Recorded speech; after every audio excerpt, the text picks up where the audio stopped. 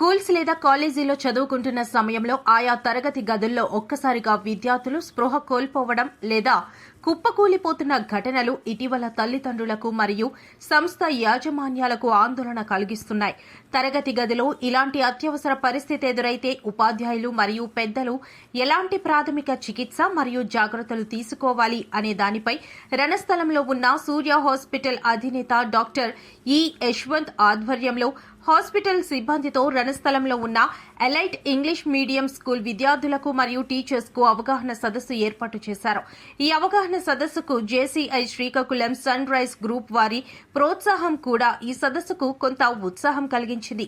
తొలుత పిల్లలకు కొన్ని చిట్కాలు హ్యూమన్ బొమ్మతో పిల్లలకు అవగాహన కల్పించారు.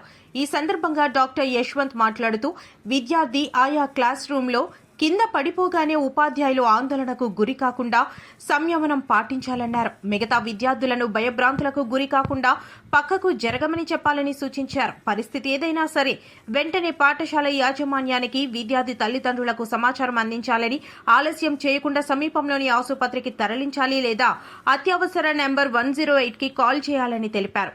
ఈ కార్యక్రమంలో school chairman YT sir, executive director Y Pushpa, vice principal P Parimala, teachers మరియు డ్రైవర్స్ పాల్గొన్నారు.